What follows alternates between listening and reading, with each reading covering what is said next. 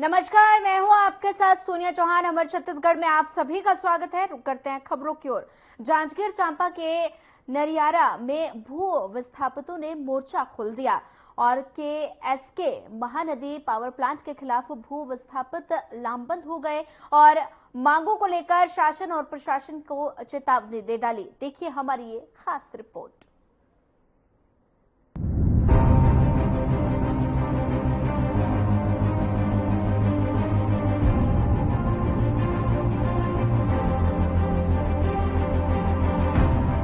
जांजगीर चांपा जिला के नरियरा में संचालित के महानदी पावर प्लांट के खिलाफ एक बार फिर भू विस्थापित लामबंद हो रहे हैं और भू विस्थापित अपनी 24 सूत्री मांग को पूरा कराने के लिए शासन प्रशासन से गुहार लगाने पहुंचे। इतना ही नहीं, इन भू विस्थापितों ने चेतावनी दे दी है कि अगर 19 जून तक मांग पूरी नहीं की गई तो वे उग्र आंदोलन करने पर मजबूर होंगे। जैसे कि मैं बता दूं, ज्ञात है हम लोग दिसंबर में उनको ज्ञापन दिए थे, सभी को दिए थे, प्रशासन को दिए थे। उसके बाद हम लोग जनवरी में हड़ताल करने वाले थे, तो 15 दिन का टाइम मांगा गया हमसे प्रशासन की तरफ से। फिर एक हफ्ते का मांगा गया, तो हम लोग चूंकि 11 फरवरी से 11, 12 फरवरी, 13 फरवरी को जब हम लोग हड़ताल समापन किए हैं, तो प्रशासन के बीच में, प्लांट के बीच में समझौता हुआ था कि एक हफ्ते में हमारी 23 सूत्री मांग को पूरा किया जाएगा। अगर नहीं किया जाएगा तो हम फिर से हड़ताल कर सकते हैं, क्योंकि हमारे समक्ष चुनाव थी, चुनाव में आचार संहिता लगा था, तो हम शांत बैठे थे। तब तक उनके पास समय था कि वो हमारे मांग को पूरा कर सकते थे, लेकिन वो मौन बैठे हैं, शांत बैठे हैं। अभी तक वो किसी भी प्रकार का कुछ नहीं कर रहे हैं। तो हम लोग को अब फिर से हम लोग को हड़ताल करना पड़ेगा। किसान हम आगे आएंगे और अपने हक अधिकार की लड़ाई के लिए हम लड़ेंगे। कौन से प्लांट के लिए के पावर प्लांट नरियरा। कितने मजदूरों का जमीन गया है, कितने का? अभी हमारे साथ 600 मजदूर हैं, किसान हैं जिनको न्याय नहीं मिला है, और मजदूर किसान हैं जिनको न्याय नहीं मिला है, उनके लिए हम लोग लगे हुए हैं। आदिवासी किसान हैं जिनके भूमि लिए हैं, अभी तक उनके लिए कुछ भी नहीं किया गया है।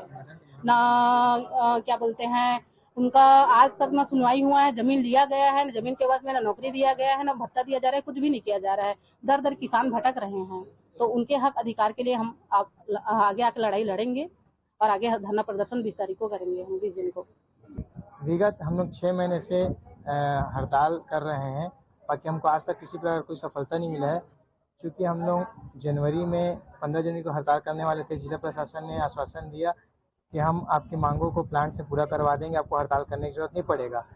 तो हम लोग हड़ताल को स्थगन किए। उसके बाद हमने फरवरी में हड़ताल किया। फरवरी में हड़ताल में आप सब मीडिया के सहयोगी भी आए थे, हमारा टेलीकास्ट किए, और सबके बीच में यह आश्वासन दिया गया प्लांट और प्रशासनिक अधिकारी के द्वारा कि आप लोगों की मांगों को हम एक हफ्ता में पूरा कर देंगे।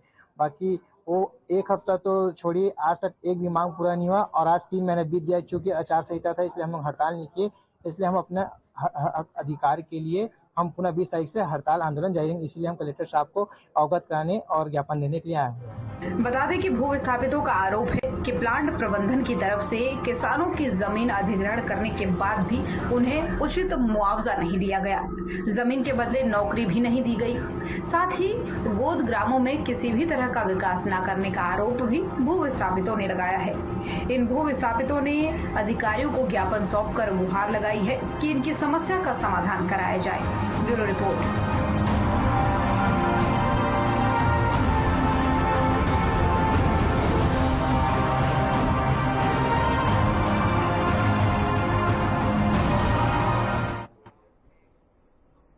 प्रदेश में मुख्यमंत्री श्रमिक पेंशन योजना के तहत 60 साल पूरे कर चुके 8 और श्रमिकों के पेंशन को जारी कर दिया गया है। श्रम मंत्री श्री लखनलाल देवांगन ने निर्देश पर पेंशन जारी कर दी गई है और आपको बता दें कि श्रमिकों के हित और उनके बेहतर जीवन यापन के लिए छत्तीसगढ़ में निर्माण श्रमिकों के पेंशन योजना की शुरुआत 29 मार्च को की गई थी और इस योजना के तहत पात्र निर्माण श्रमिकों को पेंशन राशि सीधे उनके खाते में भेजी जा रही है।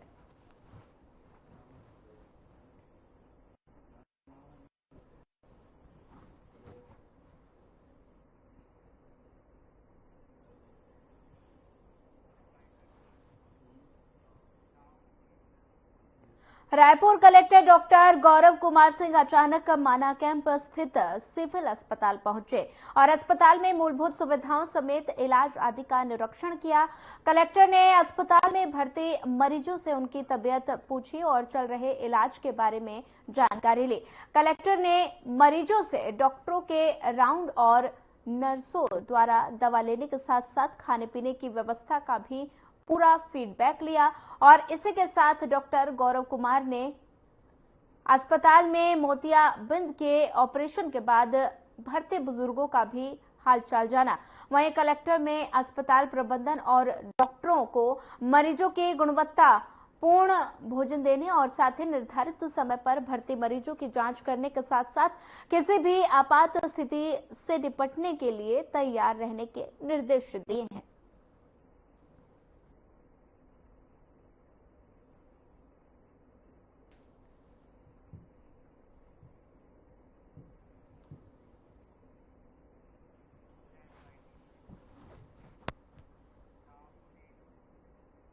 रायपुर में मुख्यमंत्री विष्णुदेव साय ने बालूदा बाजार जिले की घटना के संबंध में सतनामी समाज के प्रमुखों से कहा कि बाबा गुरु घासीदास का संदेश समाज में शांति और सद्भाव कर रहा है और आप सबकी जिम्मेदारी है कि समाज भ्रमित ना हो और शांति स्थापित करने की दिशा में साथ मिलकर आगे बढ़े। वहीं सनातनी समाज प्रमुखों ने कहा कि समाज के लिए सभी लोग घटना से आहत हैं और साथ ही जिन लोगों ने प्रदर्शन के दौरान हिंसा और तोड़फोड़ की कार्रवाई की है वे असामाजिक तत्व थे और साथ ही हमारे प्रतिनिधिमंडल का हिस्सा नहीं थे। शांति और सौहार्द स्थापित करने के लिए सब दृढ़ संकल्पित हैं।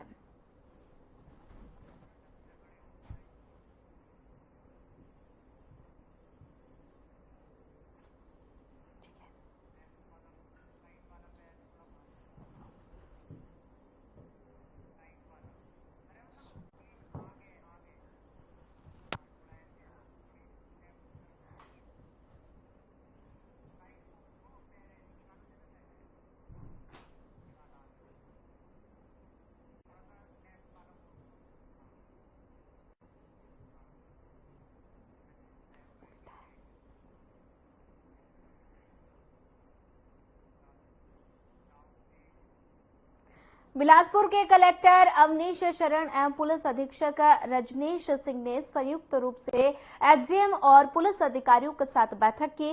बैठक में जिले में कानून एवं व्यवस्था की स्थिति की समीक्षा की और साथ ही उन्होंने लॉ एंड ऑर्डर के लिए चुनौती बन सकते वाले संभावित मुद्दों की पहचान कर तत्परता से उन्हें निदान करने के निर्देश दिए। पुलिस ने जिले में अमन चैन बनाए रखने के लिए अधिकारियों को कई टिप्स भी दिए और उन्होंने कहा कि अधिकारी अपने कर्तव्य के दौरान जनता से जीवंत संपर्क बनाए रखें और साथ ही सौहार्दपूर्ण माहौल मप का उनका निराकरण कर उनका दिल जीते। और साथ ही कलेक्टर एवं जिला दंडाधिकारी अवनीश राणा ने कहा कि समस्याएं एकाएक बड़े आकार नहीं लेती और यथासंभव इस पर तत्काल संज्ञान से लेकर इसका पटाक्षेप करने का प्रयास करना चाहिए, अन्यथा समय बीतने पर अलग दिशा पकड़ लेती है। और साथ ही उन्होंने कहा कि हर छोटी बड़ी घटना विश्लेषण किया जाए और साथ ही देखा जाए कि भविष्य में इसके क्या अंजाम हो सकते हैं, इसके अनुरूप सही दिशा में तत्काल कदम उठाएं। उन्होंने पुलिस और प्रशासन के अधिकारियों को आपसी तालमेल के साथ काम करने के भी निर्देश दिए।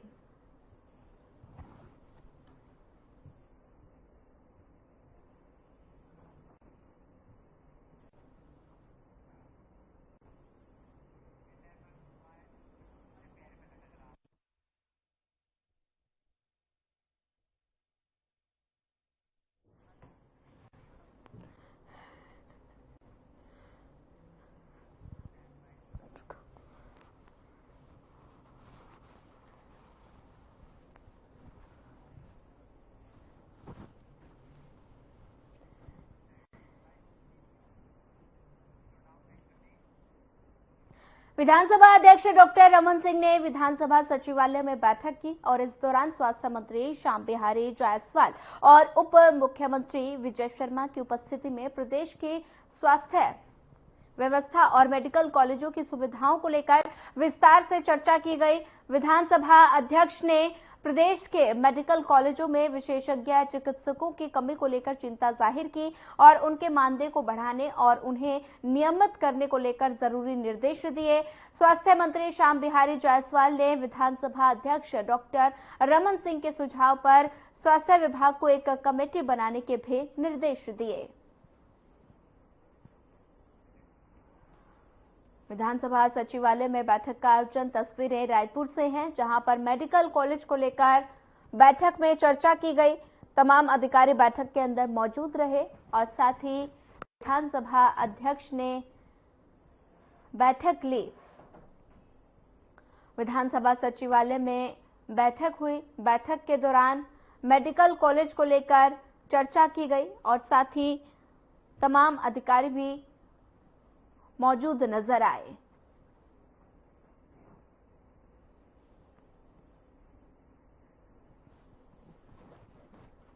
मेडिकल कॉलेज को लेकर बैठक में चर्चा की गई।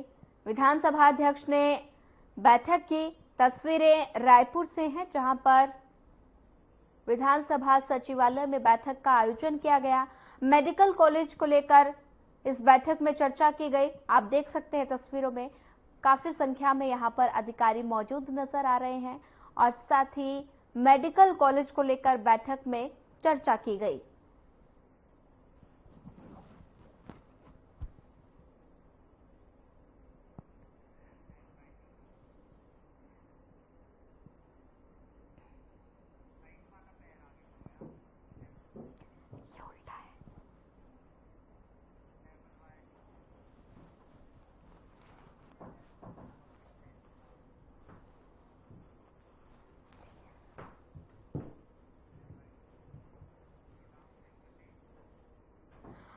दुर्ग के ठगड़ा बांध में लगातार अवैध मुरुम उत्खनन चल रहा है और लेकिन प्रशासनिक अधिकारी हैं और इस अवैध खनन पर लगाम लगाने में बौने साबित हो रहे हैं। और साथ ही हमारी ये खास रिपोर्ट देखिए, इस पूरे मामले को समझिए।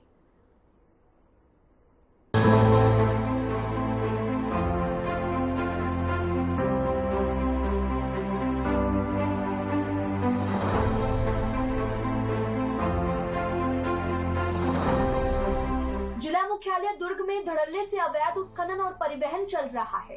खनिज विभाग, जल संसाधन विभाग और नगर पालिका निगम दुर्ग के जिम्मेदार अधिकारी भी इस अवैध कारोबार पर लगाम लगाने में बौने दिखाई दे रहे हैं। जिम्मेदार विभाग के नाक के नीचे पिछले 10 दिनों से लगातार शहर के बीचों बीच ठंगड़ा बांध में बगैर अनुमति और बगैर रॉयल्टी पर्ची के मुरुम उत्खनन और साथ ही परिवहन का कार्य जोरों शोरों से चल रहा है। इस मामले पर जिम्मेदार अधिकारियों की चुप्पी समझ से परे नजर आ रही है। मिली जानकारी के मुताबिक एक बिल्डर द्वारा बगैर अनुमति के मोरंग उत्खनन कर बगैर रॉयल्टी पर्ची के ही परिवहन कर महाराजा चौक और पुलगांव चौक के बीच बन रहे एक निजी कॉलोनी में खपाने का काम भी चल रहा है। फिलहाल इस मामले पर जिम्मेदार अधिकारी बयान देने से बचते हुए नजर आ रहे हैं। मुरम लेके जा रहे हैं यहाँ से, रॉयल्टी वगैरह पेपर कुछ दे रहे हैं आपको? तो कहाँ ले जा रहे हो उसको? रोड बन रहा है भारतमाला। कहाँ पे? कब से लगी हुई है गाड़ी? तो 15 एक बार भी रॉयल्टी नहीं मिला आपको? कार्ड लिखते हैं नहीं दिए क्या पर्ची काटने के? बिना रॉयल्टी के पूरा मुरम जा रहा है। कितनी गाड़ी आज चले गया मुरम? वो देखना पड़ेगा। कितने दिन से चल रहा है काम? एक हफ्ता करीब। वो तो बताया 15 दिन हो गया। एक हफ्ते से ज्यादा नहीं हुआ सर। आज 1 हफ्ता और 15 दिन में फर्क है ना भाई। हफ्ता भर हुआ ना सर। हम लोग तो ड्यूटी डेली करते ना सर। तो रॉयल्टी कभी नहीं कट रहा है? रॉयल्टी का अपना कुछ जानकारी नहीं सर। भारत मालूम जा रहे इतना मालूम है अपन पान का सिक्योरिटी का अपना। अच्छा, रॉयल्टी नहीं कट रहा है ना?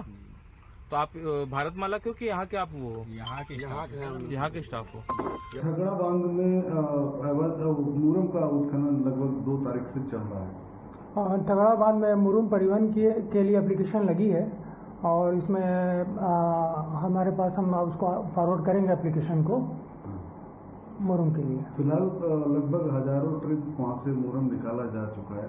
अभी तक किसी प्रकार की वहाँ रॉयल्टी नहीं कटी गई है, रजिस्टर में एंट्री किया जा रहा है, न किसी प्रकार का परमिशन है। आपके माध्यम से मुझे खबर मिली है, हम जल्दी ऐसा कुछ रहेगा बिना ट्रांजिट पास के यदि परिवहन करते पाए जाएंगे तो कार्रवाई की जाएगी। मामले में खनिज विभाग के अधिकारी ने कार्रवाई करने की बात कही है। अब देखना होगा कि जिम्मेदार अधिकारी इस मामले पर किस तरह से कार्रवाई करते हैं। Bureau report.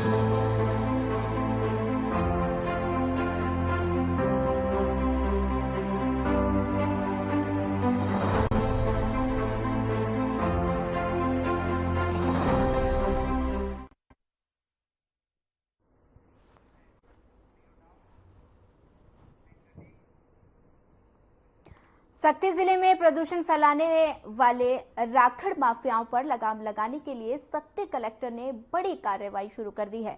और बता दें कि कलेक्टर के निर्देश पर पिछले 1 महीने में दर्जन भर से ज्यादा प्रकरण दर्ज कर कार्रवाई की गई और अब इन प्रकरणों के आधार पर प्लांट प्रबंधन पर भी कार्रवाई की तैयारी जारी है। और साथ ही सक्ती कलेक्टर अमृत विकास तोपनो ने बताया कि जिले में अवैध रूप से राखड़ डंप की शिकायत पर लगातार कार्रवाई की गई और अब सभी प्रकरणों को पर्यावरण विभाग भेजा जा रहा है, जबकि ताकि प्लांट प्रबंधन पर कार्रवाई की जा सके।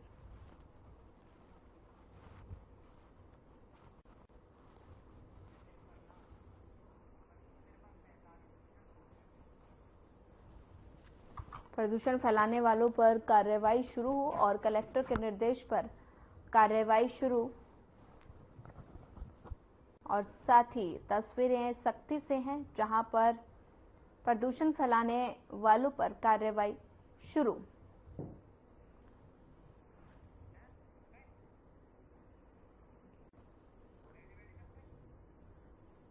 प्रदूषण फैलाने वालों पर कार्रवाई शुरू हुई है और साथ ही सक्ती की तस्वीरें हैं जहां पर 1 महीने में कई लोगों पर कार्रवाई हुई।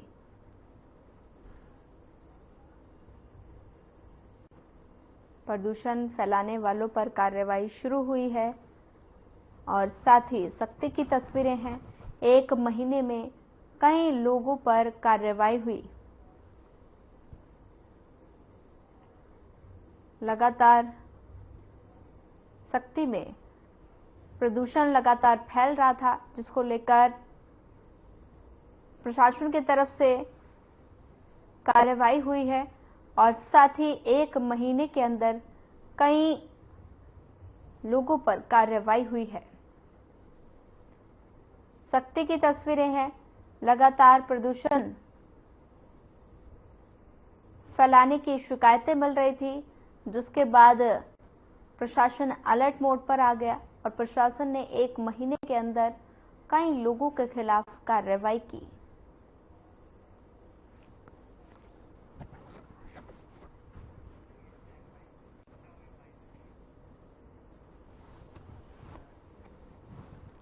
में हम लोगों ने टीम गठित किया था, बेसिकली रेवेन्यू स्टाफ्स का। उन लोगों ने बेसिकली मौका जांच किया जहां बहुत सारे केसेस जो थे उनको गलत पाए गए, मतलब वो लोग गलत तरह से डंपिंग कर रहे थे।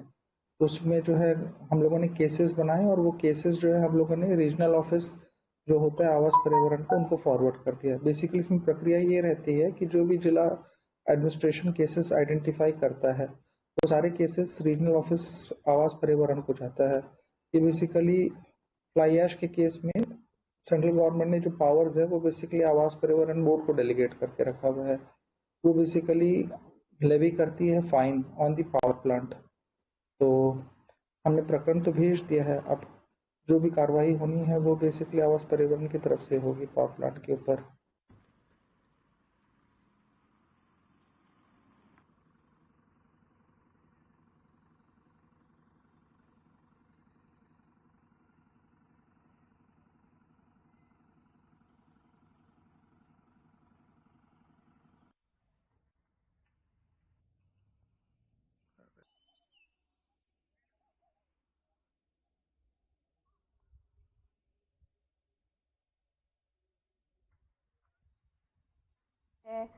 सक्ती की तरह जहां पर प्रदूषण फैलाने वालों पर कार्रवाई हुई है और साथ ही 1 महीने के अंदर कई लोगों पर कार्रवाई की गई। तस्वीरें सख्ती से हैं जहां पर प्रदूषण फैलाने वालों पर कार्रवाई हुई है। लगातार प्रदूषण फैलाने की शिकायतें मिल रही थी, जिसको लेकर प्रशासन अलर्ट मोड पर आ गया। प्रशासन ने 1 महीने के अंदर कई लोगों के खिलाफ कार्रवाई की।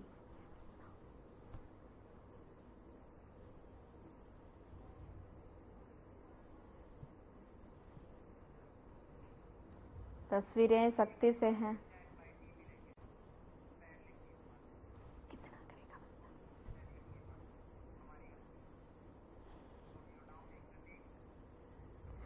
बिलासपुर के बाल रोग विभाग की ओर से पुष्य नक्षत्र के अवसर पर 275 बच्चों का स्वर्ण प्राशन हुआ और आयुर्वेद महाविद्यालय चिकित्सालय में हर पुष्य नक्षत्र तिथि में 0 से 16 वर्ष तक के बच्चों को स्वर्ण प्राशन कराया जाता है।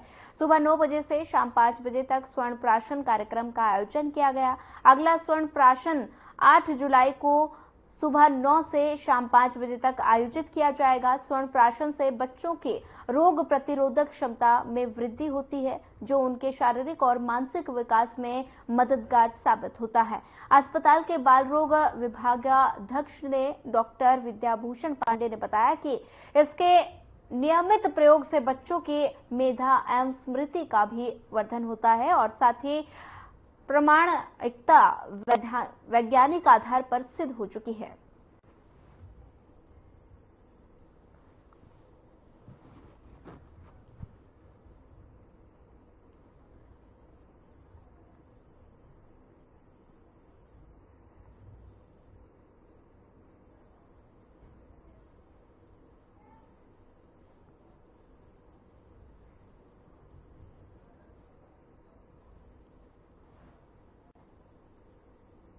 यहाँ पर एसोसिएट प्रोफेसर और विभागाध्यक्ष बाल रोग विभाग में कार्यरत हूँ, शासकीय आयुर्वेद महाविद्यालय बिलासपुर में। हमारे यहाँ हर पुष्य नक्षत्र में स्वर्ण प्राशन का कार्यक्रम चलाया जाता है।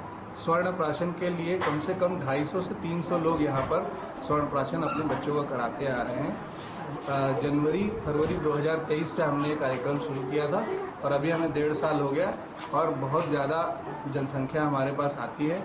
ये स्वर्ण प्राशन में मेडिकेटेड गोल्ड होता है। गोल्ड जो स्वर्ण होता है उसको मेडिकेटेड यानी भस्म के रूप में दिया जाता है और इसका पार्टिकल साइज करीब करीब 30 से 40 नैनोमीटर होता है। इस तरह से ये नैनो मेडिसिन के तरह कार्य करता है और बहुत जल्दी एब्जॉर्ब हो जाता है। जैसे ही हम कम मात्रा में इसको दिया जाता है 6 से 8 बूंद, जो भी बच्चे का वजन और उम्र के अनुसार ही जैसे ही मुंह में देते हैं वैसे एब्जॉर्ब हो जाता है।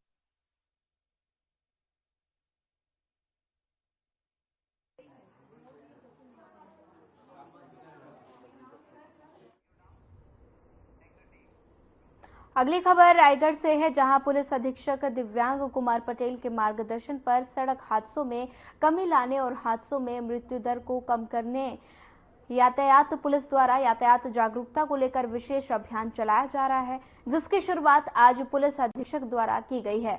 और इस विशेष अभियान में यातायात पुलिस आने वाले 15 दिनों तक बिना हेलमेट बाइक चलाने वाले बाइक चालकों के चालान काटेगी और साथ ही उन्हें निःशुल्क हेलमेट प्रदान भी किया जाएगा, जिसके बाद बिना हेलमेट दोपहिया वाहन चलाने वालों पर पुलिस की कार्रवाई जारी रहेगी। और साथ ही पुलिस अधीक्षक ने बताया कि जिले के सामाजिक संगठनों और उद्योगों के सहयोग से यातायात पुलिस ये विशेष अभियान चला रही है। और साथ ही पुलिस अधीक्षक ने चालान काटते हुए कई बाइक चालकों को फ्री में हेलमेट प्रदान किया और इस दौरान उप पुलिस अधीक्षक यातायात रमेश चंद्रा और साथ ही सहयोगी फर्म के सदस्य भी उपस्थित रहे।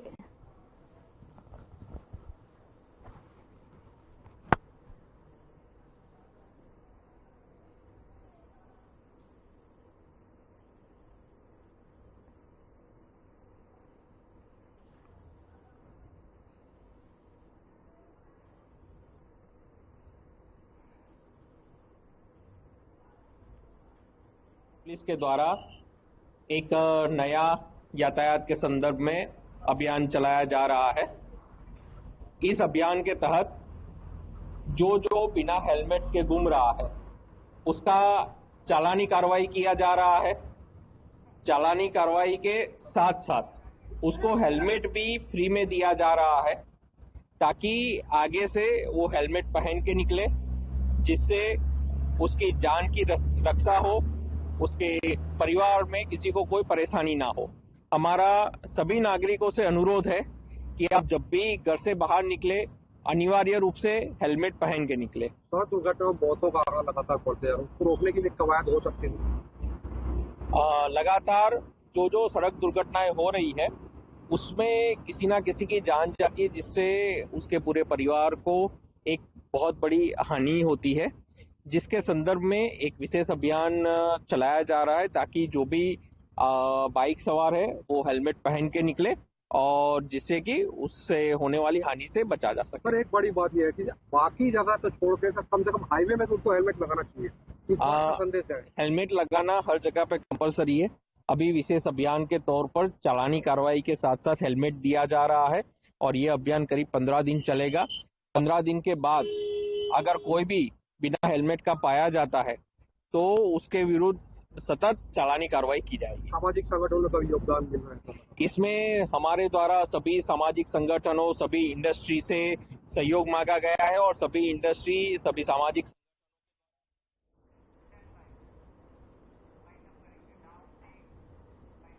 फिलहाल इस बुलेटिन में इतना ही। ज्यादा खबरों के लिए बने रहिए हमारे साथ। नमस्कार।